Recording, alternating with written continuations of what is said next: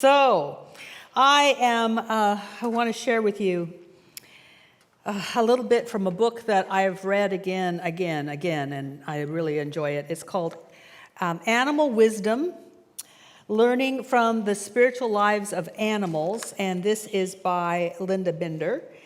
And she's not only a veterinarian that's traveled all over the world to work with animal sanctuaries in lots of places, she's also an animal communicator and a vet, and she's talking about her experiences with animals. I wanted to say, though, that we do have two animal communicators. We have our practitioner, Vicki Draper. I was going to say dresser. That's not it. Vicki, it's draping the dress. Yes, Vicki Draper, and our own Reverend Karen Cleveland, who will be sharing a little bit later on. So, yes, and I also want to share that I'm saying these things because they're what I believe.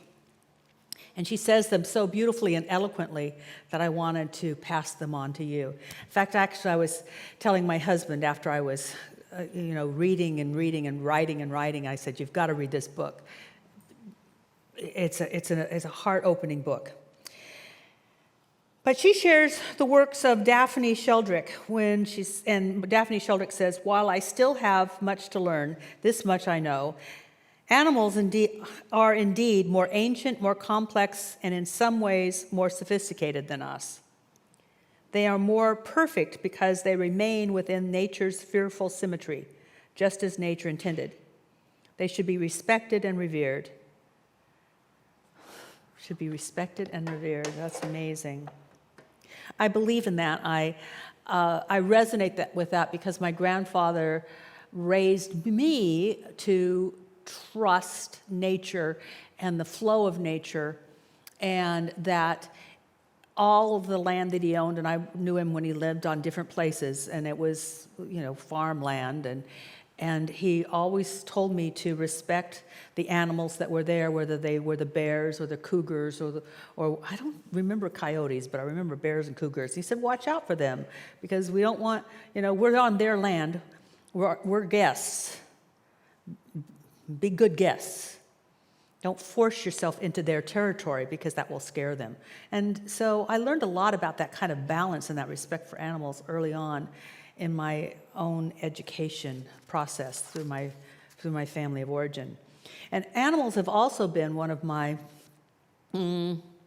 animals, and my interaction with animals have been one of my major sources of personal growth. And they're also one of my major sources of personal grief and guilt. Because I look back and realize that out of my own ignorance, I was sometimes not the best animal owner that I could have been. I was not the best animal protector that I could have been, just out of not knowing and not really appreciating the souls that they were. And so I do my penance by supporting a lot of animal rescue organizations. And it's so they're winning. They win. After reading this book, I want to share with you the 4 things that Linda Binder says that animals want us to know. Out of all of her travels, whether they are the animals that she experienced in Africa or India or at her own clinic or rescue organizations in Greece, these are the things that she says the animals keep communicating over and over and over again. And she's got plenty of stories, but so I'll share those stories with you, some of them. I mean, it's a whole book. Don't be afraid. We won't be here till midnight. And I'll also share with you some of my personal experiences, and I want you to think of the times that you, too, have interacted with animals and how profoundly complex and beautiful they are and how much they enrich our lives.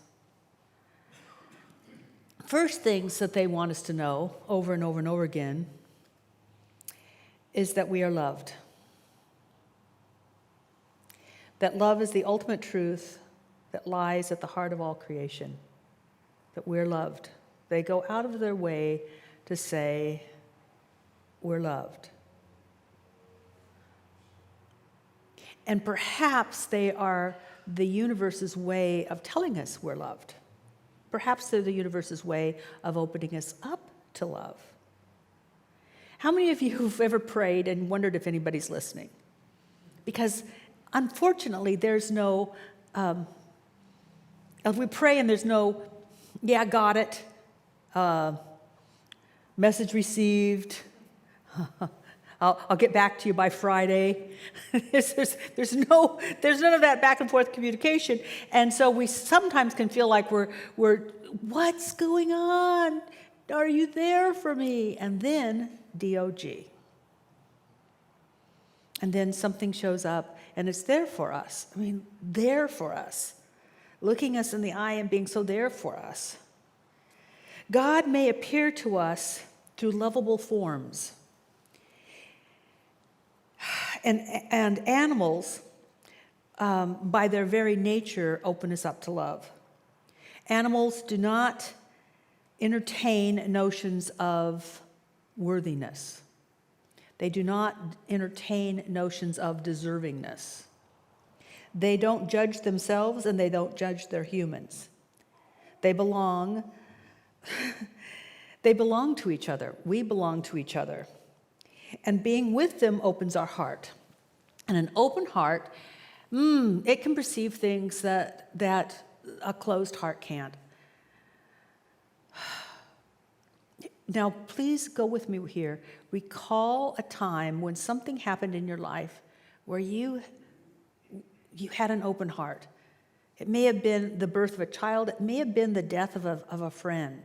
But something happened, and your heart just burst open. How many of you can remember a time like that? And when you had that open heart, didn't it seem like you were connected to so much, way beyond where you had been just previously? Animals can do that. Animals have such an open heart that they can do that to and for us. On my Wednesday faith lift, I talked about my horse, Karma. Karma, well, all horses, supposedly, according to heart math, have open hearts and big vibrations in their heart that have an effect on human beings. But Karma is the one that wants to share it with you. Starlet, on the other hand, is like, earn it. But Karma will just move in and want to be with me or with Tim or whoever's showing up. She wants to share that big open heart. And people shift in her presence. People have healings in her presence. And I think I call her my healer horse. I think because of her just big open heart. An open heart can lead us in mysterious ways. Because remember that big open heart when I was talking about it? Didn't you seem to perceive things that you hadn't perceived before? Doesn't everything look different and better? The more you allow that to grow, the more you will be shifted and changed. And so I'll tell you a story. How many of you have heard of the Sufi mystic Rumi? There's a story told about Rumi by one of his disciples. And in those kinds of studies, when you were a disciple of a saint or a mystic or a master teacher, you lived in the household. So one of the disciples noticed that sometimes Rumi would gather a whole bunch of food at night and sneak out of the house. And he's going, what's going on? And it wasn't just scraps, it was really good food. Like he got the real rich stuff. And the disciple's going, does he have another family? Does he have another school and other disciples? Am I not we're not the only ones? So he followed him one night. And Rumi left the city and went to an old ancient, wasn't a church, what do they call it? Mosque. Old ancient mosque that was falling down. And in the mosque was a dog that was emaciated, starving, and she had puppies.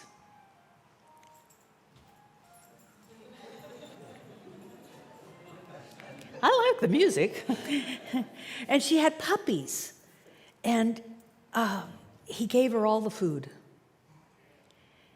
And then he turned around and saw his disciple, and he said, "Oh, this is the quote. What he said to the disciple when he saw that the disciple had followed him. When your heart is awake, you hear the cries of animals, even from a long way off." And he responded. And he responded in love. What animals ask us to do when our heart is open is to love back, to love them, to love creation.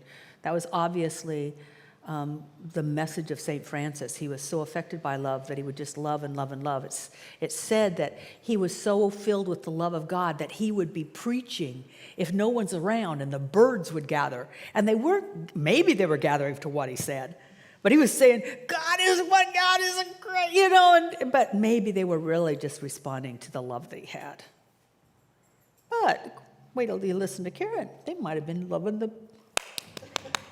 they might have been clapping. Yeah, preach it. So I will tell you a story about love. I was playing around with that to really open my heart. And many years ago, I had this wonderful mare named Champagne, and she was kind of lead mare, and she was in a barn with a bunch of other mares, and they would let the mares out in the morning, and they'd run out, jumping and leaping up in the air, and we called it jump farting, because they would kick up their back feet, and it did something to them, and they all had to just fart. It's like it was kind of cute. Jump, jump, jump. Anyway. And they had so much fun. And because Champagne was the lead mare, even if she was let out last, she had to get a hole in front of all of them. So she had to dig in and be lead. And I had just watched them all go out, and they were all going away. And I just practiced opening my heart. It wasn't about the horses. I mean, I loved Champagne. I loved her. I loved watching the mares have so much fun. I loved their frolic. I loved their enthusiasm. I loved their life. And I was just opening my heart. And the next thing I know, even though she had run across the field, I opened my eyes because Champagne has come back to me and put her head on my chest.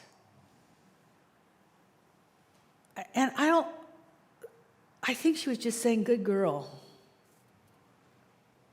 I felt it even across the field.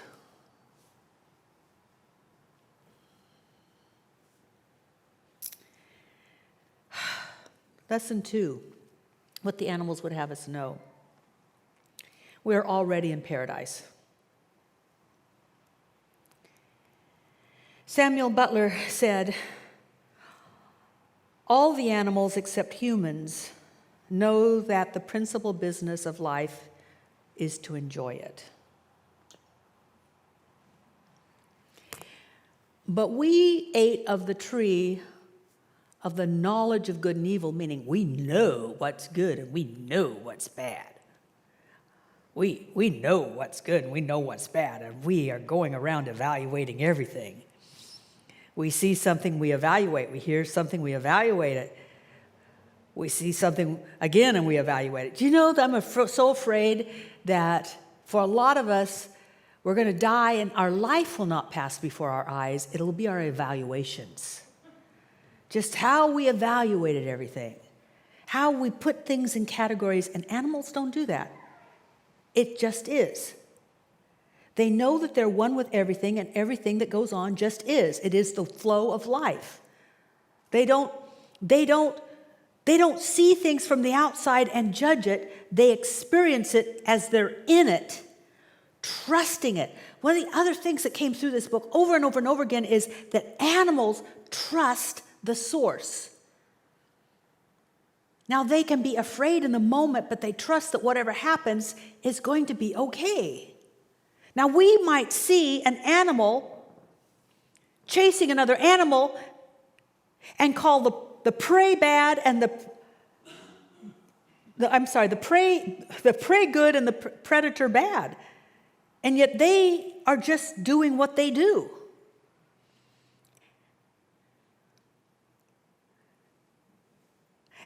Knowing that since there's no separation, there's no separation, that even if I die, I become part of you. There's a Native American story that I love to tell when I can get through it. It's about a mouse. And this mouse had lived on the prairie all of his life, and he and all of his mousy friends would scurry from bush to bush so that they were safe in the bushes. And then once in a while they'd scurry out and get some wheat and bring it back. And it was all about scurrying and hiding and scurrying and hiding. And then one day he saw a hill. It looked like a mountain to him. I want to go to the mountain. And everybody said, you can't go to the mountain. You go to the mountain, you're out there and something's going to get you. Oh, I want to go to the mountain. Well, eventually, the pull to the mountain was too much. And so he scurried to this bush and scurried to that bush and scurried, and he was making his way towards what he thought was the most magical mountain in the world. And pretty soon, the brush just sort of disappeared, and he's like, oh, but I got to go to the mountain. So he ran. He just started running and running, and he saw this shadow come down, and he could hear something. It was silent, but it was like the wind, and the next thing he knew, he wasn't on the mountain, he was circling the mountain.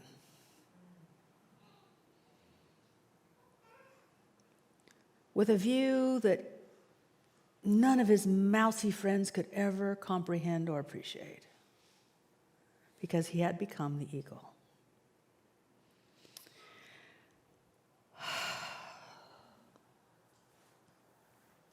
It's sort of like the teaching of Jesus when he said, why are you worried? Why are you upset?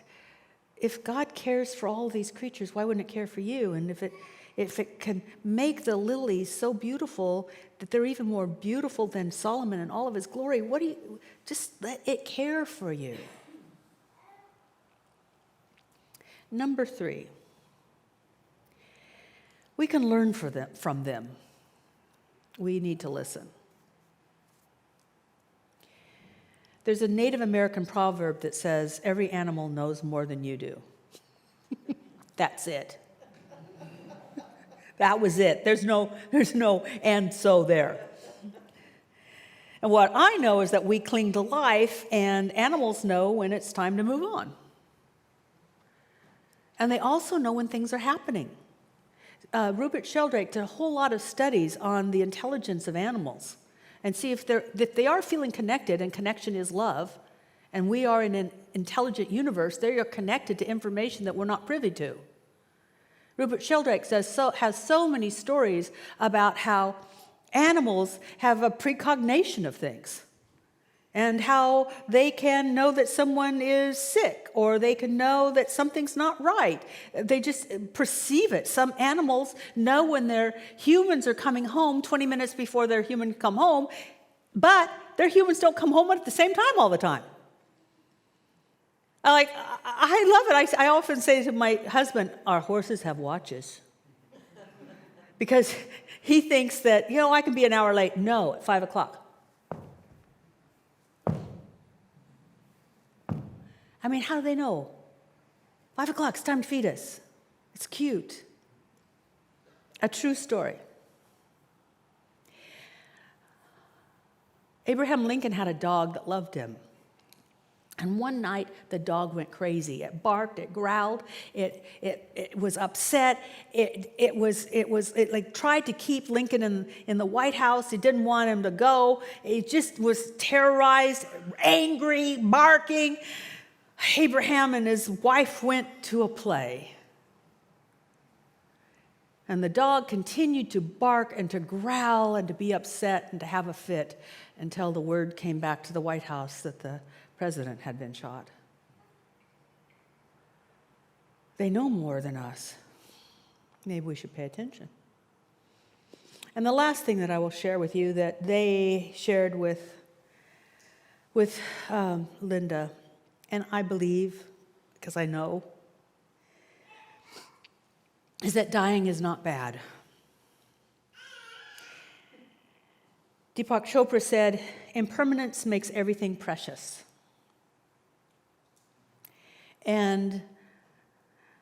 the message that, first I'll share another quote with you. This is from the Dalai Lama. The Dalai Lama was asked if he was afraid to die, and he said, no. And then he got a glint in his eye and a little smile, and he said, but I might be scared in the moment.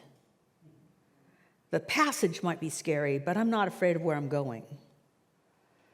And what this woman discovered is that animals are not afraid of where they're going because they're already connected, and they know they're going to be connected. They have souls that are everlasting. Let's not have any debate about it. How many of you know your animals had souls? I mean, if you felt it. Well, that goes on just like it goes on for us. Only they're less afraid to lay down their body. My dog Sophie, when she decided she wanted to go, she was like, I want to go. I want to go. Oh, can I just say I want to go? And she didn't have any real problems. I mean, she was a little stiff in the hips, but she was but she just, I'm not eating. No, you can't make me. I really want to go. And so we called the vet and gave her last, not her last rites, but her last treatsies.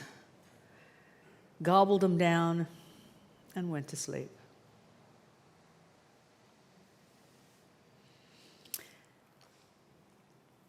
The last story is harder to share.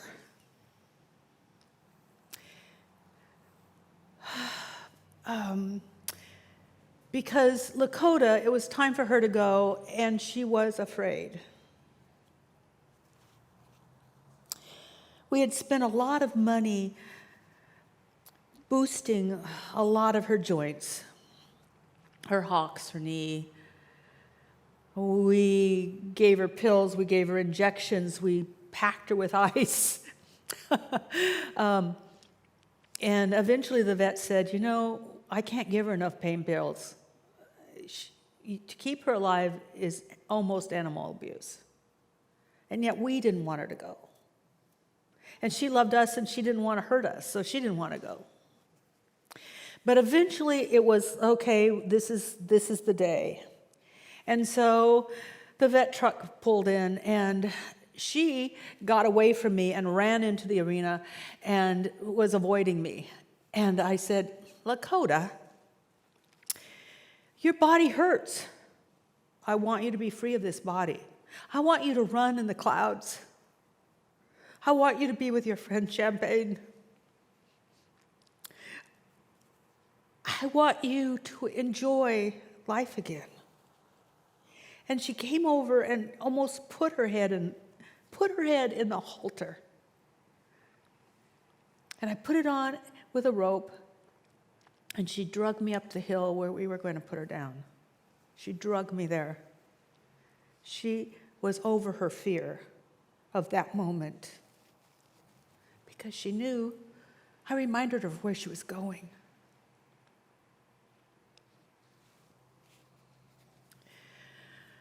We have so much to learn. And so that you can learn from your animals, I want to invite up our Reverend Karen Cleveland.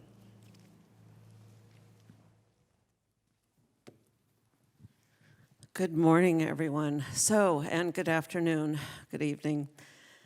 I love helping people connect with their animals. I love helping others feel the love and joy and knowledge, intelligence that they have for us and that they are. And first, I want to give you a very practical tip, I guess, if you do have animals in your family, whether they're inside or outside. And that is to tell them everything. I always encourage people, talk to your animals out loud. Tell them everything that's going on. Say, I'm going to the store, I'll be home in an hour. Say, we're getting new furniture next week, because I can tell you some cats and dogs really don't like to get new furniture. So if you can tell them ahead of time, that's wonderful. But tell them everything.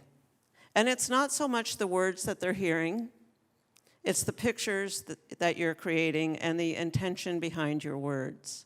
They're picking up information from you all the time, whether you want them to or not. And I want you to say what is true, say what you want, don't say what you don't want.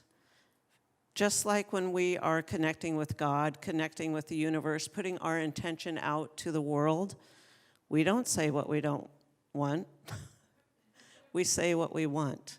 Because if I tell you to stop thinking about the mountain with the snow on it, and if I tell you to stop bringing to mind the skiers and the trees on the mountain, that doesn't make you stop thinking about it. So you say what you want. Think about the nice, clear ocean. Think about going potty outside. Think of not, that's for your dogs and cats, sorry. But don't tell them to stop peeing on the carpet. Don't tell them to stop scratching the couch. Don't tell them to stop digging at the roses. Tell them what you want instead. And when they start understanding you better, your relationship is going to get better because you're going to have a little adjustment in your attitude about how they are responding to you, how their behavior is. But more importantly, this picture that you're exchanging with them, bring that into some dedicated playtime, dedicated presence with them. Focus on them. Put the phone away, turn off the TV, stop talking to someone on the telephone, the podcast. Actually focus on them and do something they love to do. Because when they are feeling their love with you, when they're playing ball, when they're getting a massage, when they're eating popcorn with you, when they're, whatever it is, you're brushing them, when they're spending time with you, they are letting you know just how much they love you. And I can assure you, people ask me all the time, is my dog happy? Is my cat happy? I'm pretty sure they're happy, and they love being with you. And no matter what you might think, they're not acting out because they don't like you. It's because they want your time, they want your attention. So just telling them 5 minutes, we're going to play 5 minutes every day, we're going to do something, you and me. That helps them shift that behavior the rest of the time because they know they get you time. They know they get you time. And they just want to share that love, that joy, everything God, everything good. So enjoy and have fun.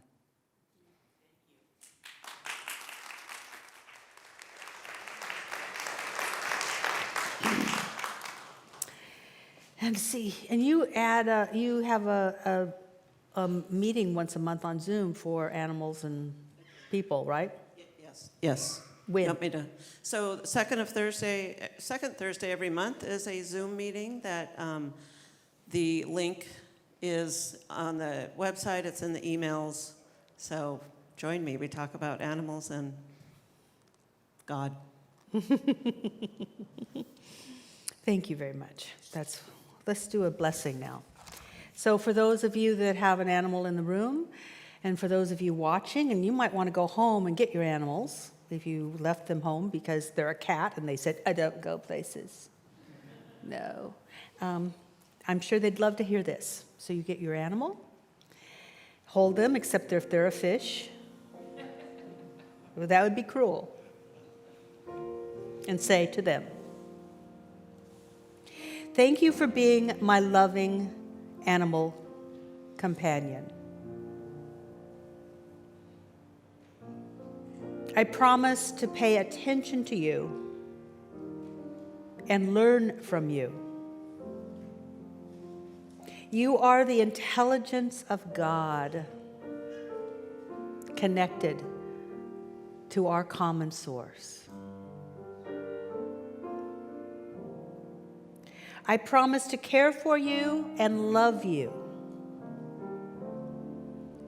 You are the love of God and connect me to all creation. You make me a better person. Thank you. And they will know what you intend, and they will be blessed. And so it is.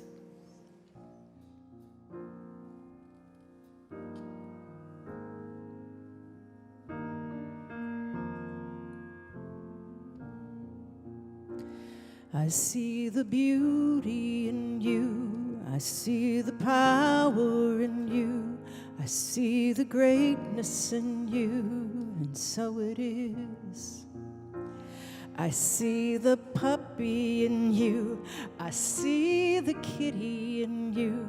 I see the sweetness in you, and so it is. I can see it.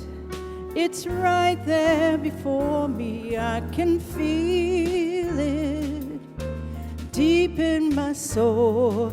I just know it, that you are an angel full of magic and power and pure sweet love. I see the goodness in you. I see the wisdom of you. I see the strength in you, and so it is. I see the joy that's in you. I see your light shining through. I see the love that's in you, and so it is. I can see it. It's right there before me. I can feel it deep in my soul. I just know that you are an angel full of magic and power and pure sweet love. I see the grace that's in you. I see the courage in you. I see the heart that's in you, and so it is. I see the beauty in you. I see the power in you. I see the greatness in you, and so it is. See the beauty in you. I see the power in you. I see the greatness in you. I see the sweetness in you. I see the wisdom of you. I see the beauty